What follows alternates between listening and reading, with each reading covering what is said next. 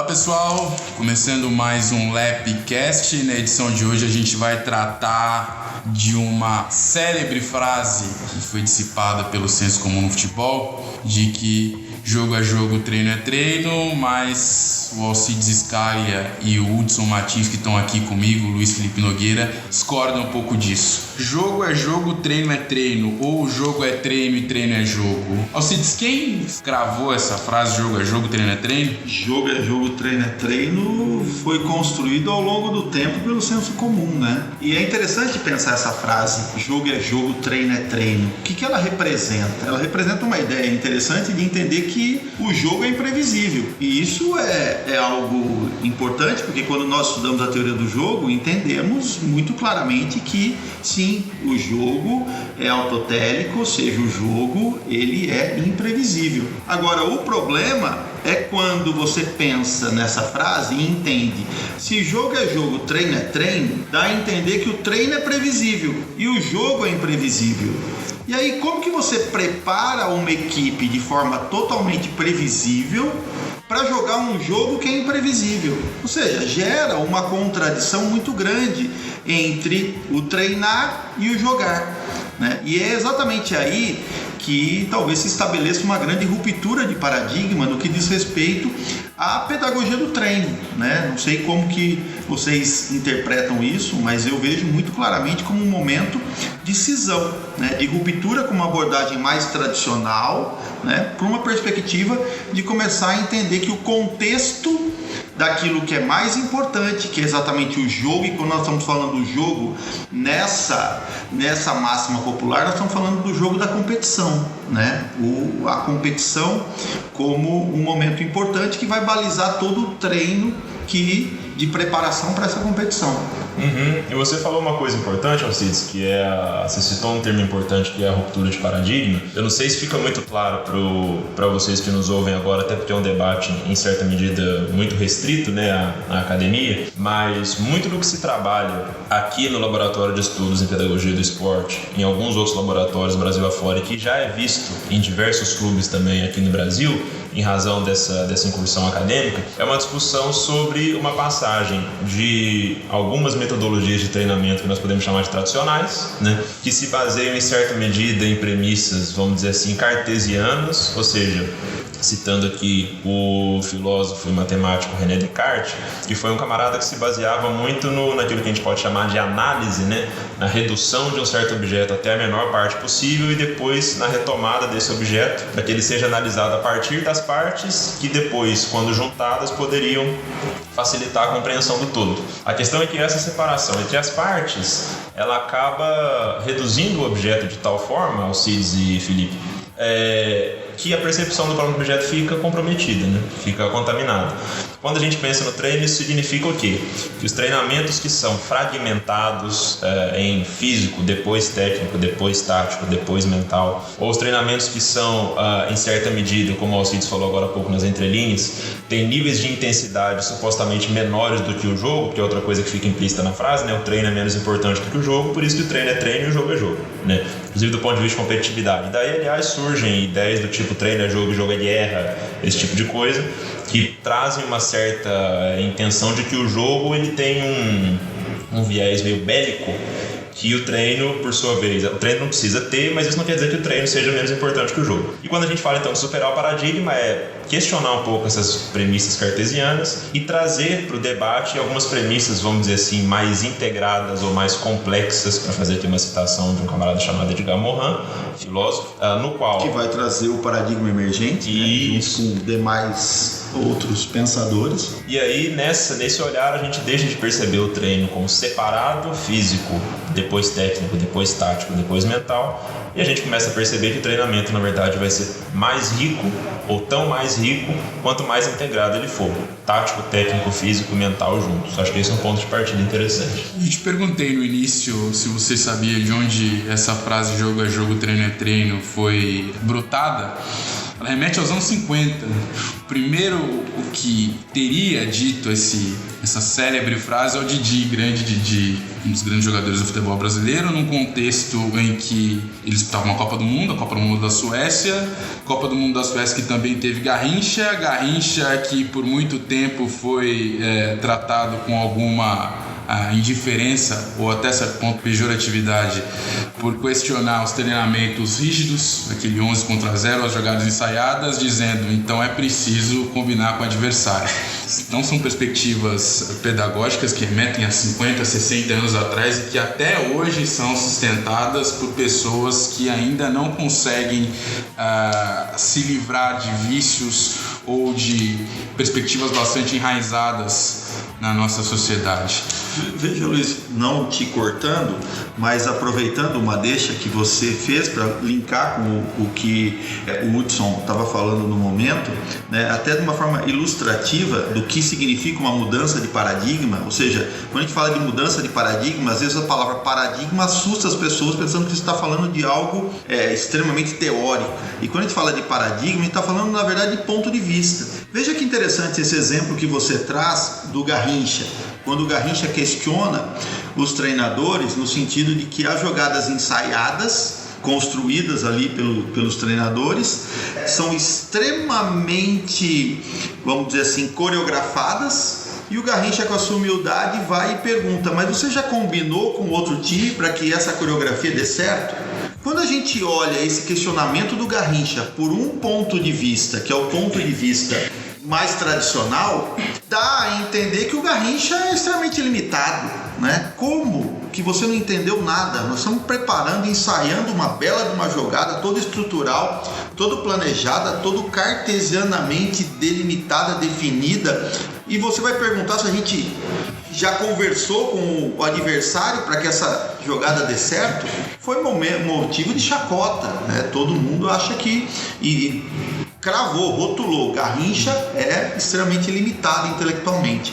Agora, quando nós analisamos essa mesma frase do Garrincha, esse mesmo questionamento do Garrincha, por outro ponto de vista, que é o ponto de vista do paradigma emergente, do paradigma da complexidade, do paradigma que é ecológico, que analisa todo o contexto da situação, você percebe que, na verdade, quem era limitado é quem estava querendo fazer uma jogada ensaiada sem combinar com o adversário, porque o Garrincha está totalmente correto.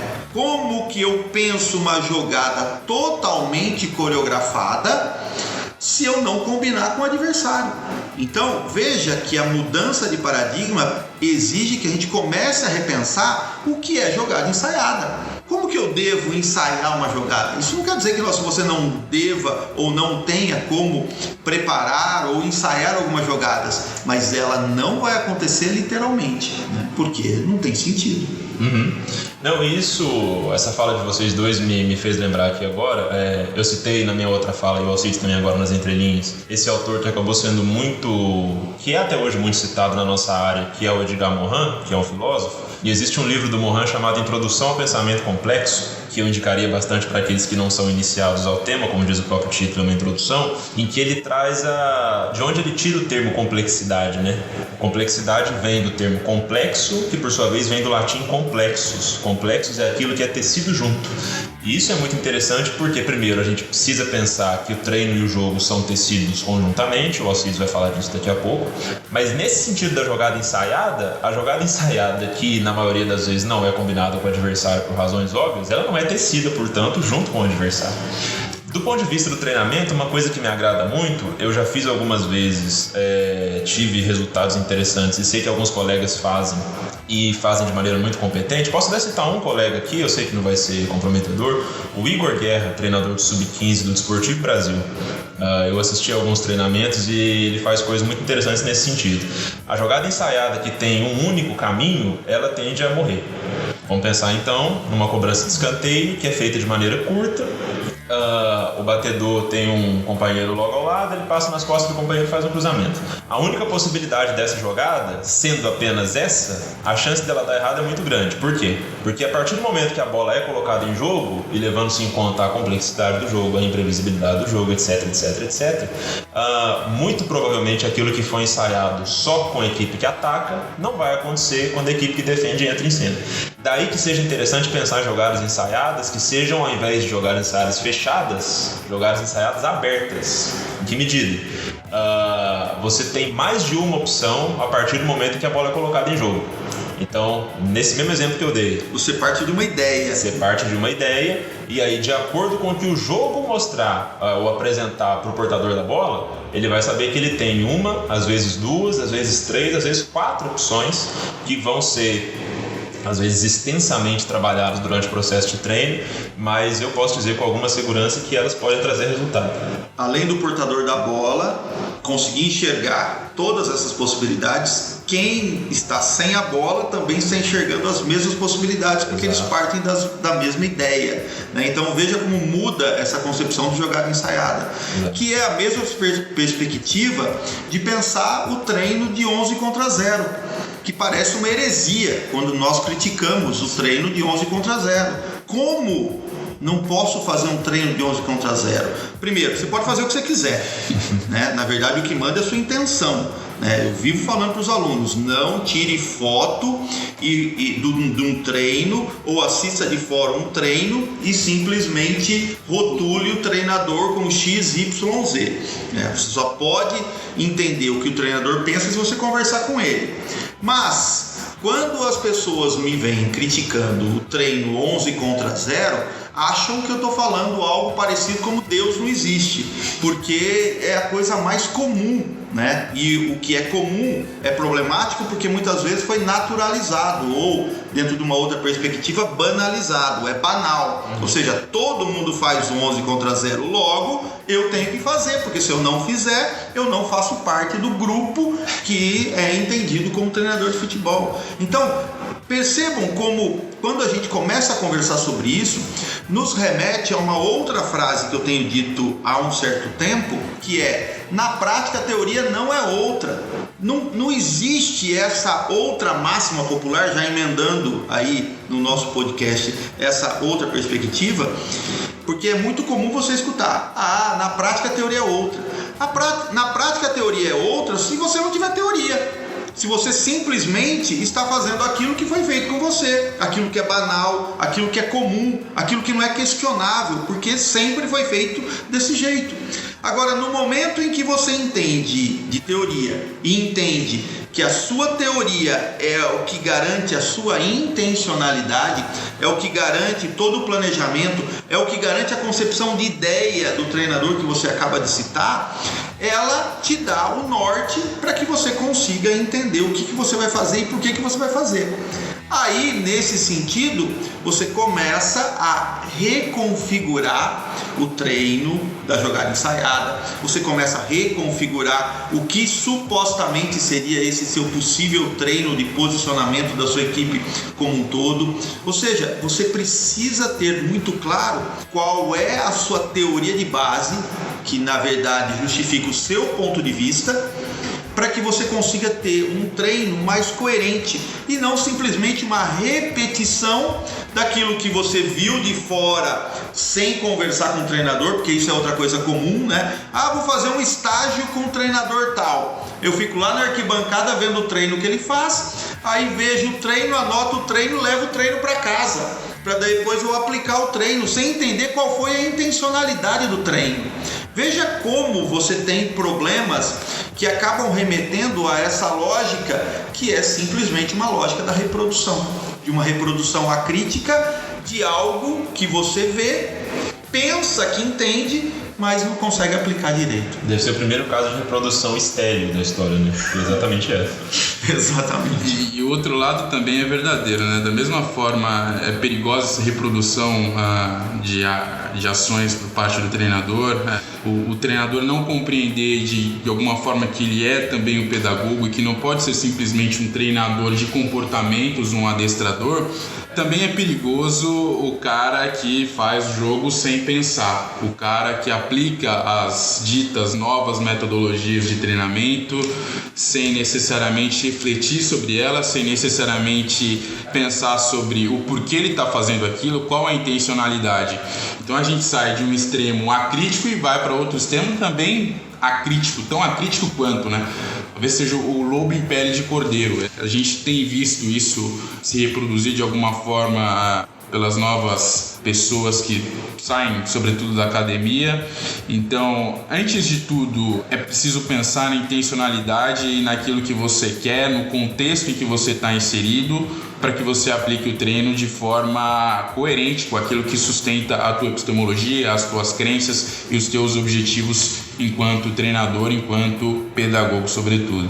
Veja, Luiz Felipe, você traz um ponto importante, que talvez seja exatamente o caminho que nós devemos seguir agora, que é exatamente discutir essas novas propostas. Então, você tem um ponto de vista que nós queremos substituir por outro ponto de vista. Na verdade, não somos nós, né? É um paradigma, é a ciência, é o mundo, é o pensamento que tem movido essas transformações. Ela não acontece na cabeça de uma pessoa e não é apenas de uma área, né? A todas as áreas do conhecimento. Quando a gente fala de mudança de paradigma, nós não estamos falando de mudança de paradigma no esporte. Nós estamos falando de uma mudança de paradigma no ponto de vista de todas as áreas, de todas as áreas da filosofia, da sociologia, da psicologia, da fisiologia, de todas as áreas do conhecimento. Isso é mudança de paradigma. E quando a gente começa a pensar nessa mudança de paradigma em ação, nós começamos a entender que o jogo passa a ser um elemento importante. Porque já que o contexto é algo que precisa ser cada vez mais entendido e transformado em treino, que é a nossa perspectiva aqui de brincar com esse adágio popular, ressignificando ele na perspectiva de entender então que o treino deve ser um jogo e o jogo deve ser um treino, nós começamos a trazer à tona o destaque do jogo. E aí nós temos ao redor do mundo, podemos talvez cravar meados do século passado, década de 50, que já começa a existir literaturas que falam da importância de se romper com essa abordagem tradicional, romper com métodos tecnicistas, e aí talvez a gente gaste um outro podcast para a gente falar um pouco sobre essa metodologia tecnicista, que eu tenho visto que as pessoas confundem, achando que tecnicismo é desenvolvimentismo, e desenvolvimentismo não é tecnicismo. Talvez seja um outro mote aí para a gente gravar um podcast para falar sobre isso. Claro. Mas quando a gente fala sobre jogo, e há um termo em inglês para isso chamado Game-Based Approach ou Game-Centered Approach, que são propostas, abordagens que se pautam no jogo. E nós temos uma infinidade delas. Há muitos autores hoje, muitas propostas que se pautam no jogo. Então, quando a gente começa a pensar nessa perspectiva do jogo, a gente começa a entender que existe uma intencionalidade derivada de uma teoria que sustenta essa proposta. Então, não é simplesmente sair de um treino técnico para um treino de joguinho. Então eu tenho que parar de fazer drible no cone? Então eu vou fazer o joguinho tal. Um rondo, né? Um rondo, um bobinho. Mas, de novo, qual é a intencionalidade? Como que as coisas se conectam? Como que as coisas se ligam? Acho que esse é, de novo, um outro ponto importante. Porque a gente vive de modismo. Pense um ponto, acho que vocês devem se recordar, apesar de que eu tenha escutado com menos frequência esse termo, mas isso já foi muito forte, acho que há uns 5 anos atrás, o termo periodização tática. No Brasil nós temos um livro muito interessante do Bruno, que fala sobre a periodização tática. Bruno Pivetti, né? O Bruno Pivetti. Sim. E o Bruno foi um dos primeiros do Brasil a sair da universidade da USP e ir para Universidade do Porto, ter aula com o grande pensador da periodização tática e consegue estruturar, na forma de um livro, o que significa periodização tática. Ao estruturar esse livro, num primeiro momento, ele coloca toda a teoria, ou seja, o ponto de vista da periodização tática. E na segunda parte, ele mostra a periodização tática em ação. O que eu tenho visto? As pessoas pulam essa primeira parte porque não entendem nada, porque a primeira parte justifica a periodização tática a partir do ponto de vista da teoria da complexidade, da teoria sistêmica e da teoria do caos, que exige um estofo para que você consiga entender o que significa isso, para você conseguir entender a intencionalidade da prática, da periodização tática em ação. Quando você pula isso e tenta colocar a periodização tática em ação, o que eu tenho visto é simplesmente uma perspectiva behaviorista em ação, que é exatamente tentar criar comportamentos táticos dos jogadores. E isso vai contra a lógica da perspectiva da teoria do caos. A periodização tática não se pauta na perspectiva behaviorista. Olha de novo a questão da teoria sustentando a sua prática. Sim, e aí uma coisa que eu não consigo deixar de falar é o seguinte: um dos motivos por que eu vim para a Unicamp era a minha vontade de fazer intercâmbio na Universidade do Porto. E uma das minhas referências à época era exatamente o Bruno Pivetti, porque ele havia estudado com o professor Vitor Frade, etc.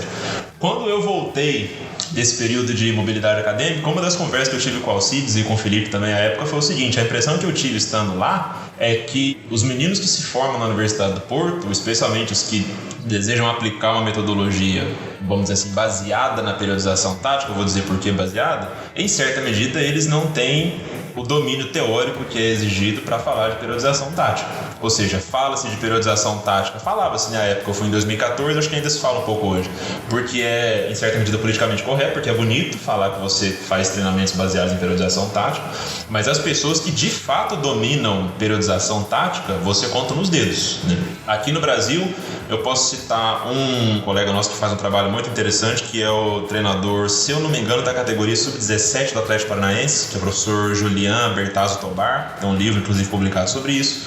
Tem um livro do Xavier Tamariti, que hoje é auxiliar do Maurício Peregrino, que é o Periodização Tática versus Periodização Tática. Mas também tem muita gente falando de periodização tática sem ter o próprio Bruno Pivetti, que hoje, aliás, se não me engano, está fora do Brasil, trabalhando na Áustria.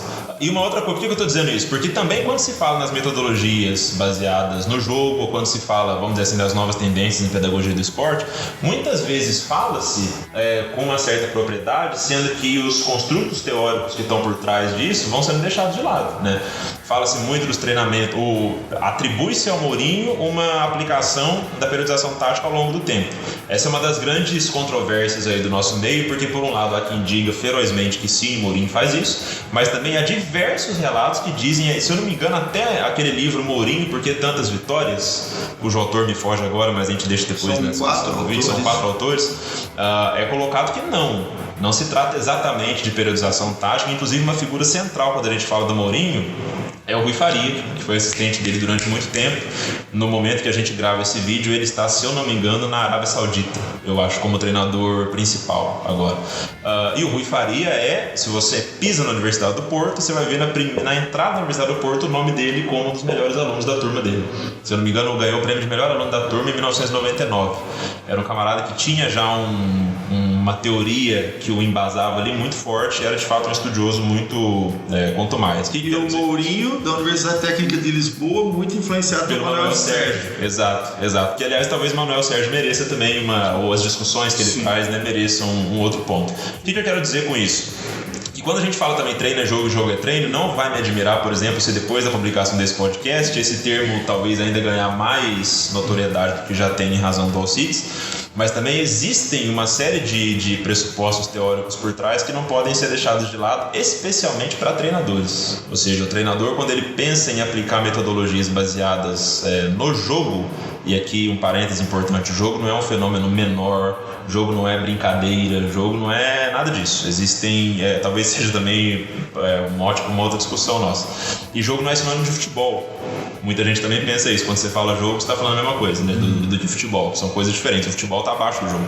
Mas quando você pensa em trabalhar com jogos, aqui eu encerro minha fala, eu acho que é necessário ter um certo cabedal aí teórico, porque o ato de montar treinamentos, ele ele é muito mais difícil do que parece. Talvez alguns colegas jornalistas nossos não tenham noção disso. E a relação do treinamento com o jogo não é uma relação de causa e consequência do jogo formal. Não é relação de causa e consequência, vai muito além disso. Talvez seja também outro tema para a gente discutir mais à frente.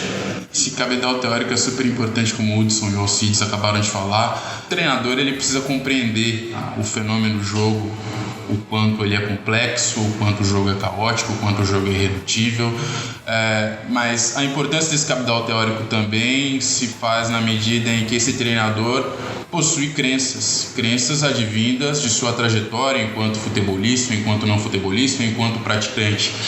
Crença essa que teve a perspectiva tradicional de ensino muito arraigada, porque, como o professor Alcides acabou de dizer, trata-se de uma quebra de paradigma, de uma mudança de paradigma, e esse paradigma ainda não está super afirmado. Todos nós, em alguma medida, fomos influenciados por essa perspectiva tradicional de ensino, e ao tentar romper, acabamos por errar a medida.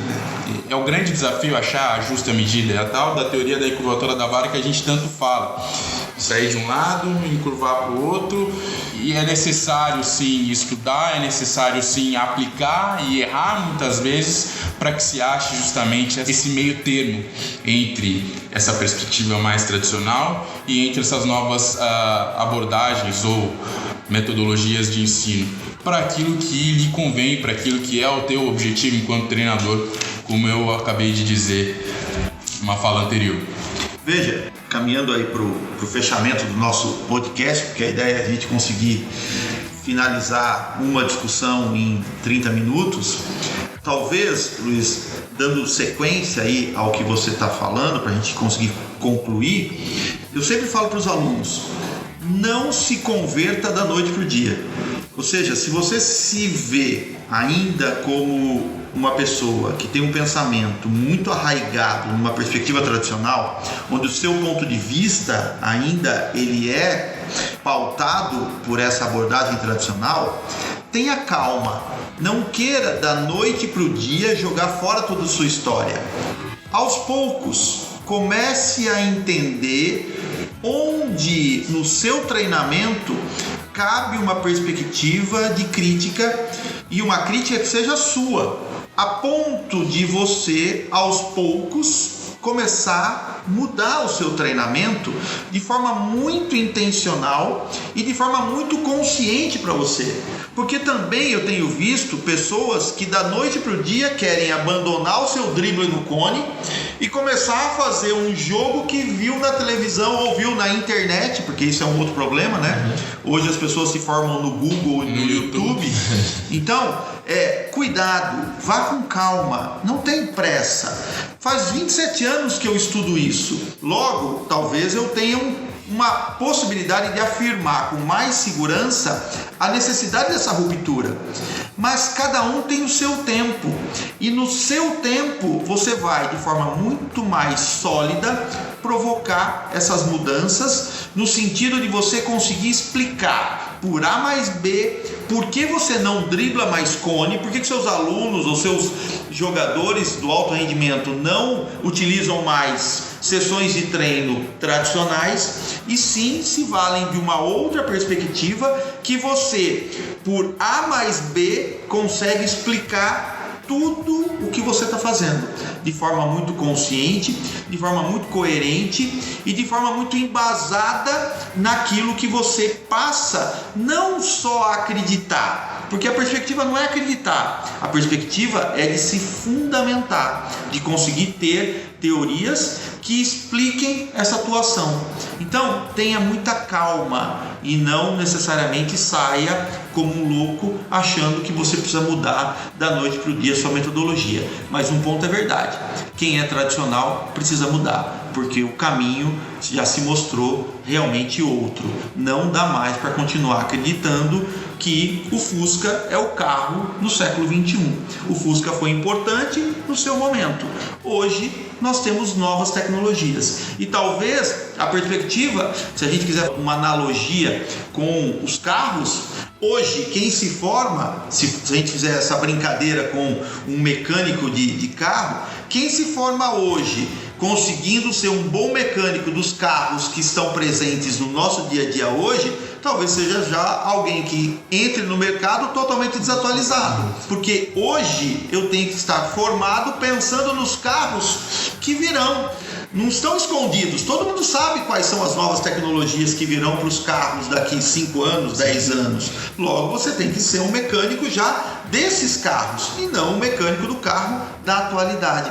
Por isso a teoria te ajuda a olhar para frente e não olhar simplesmente para aquilo que está acontecendo agora e não simplesmente só ficar pautado no passado. Encerramos mais um Lapcast, a gente agradece pela atenção, muito obrigado Alcides, muito obrigado Hudson, fiquem ligados porque tem mais coisa vindo aí. Até mais. Até mais, pessoal.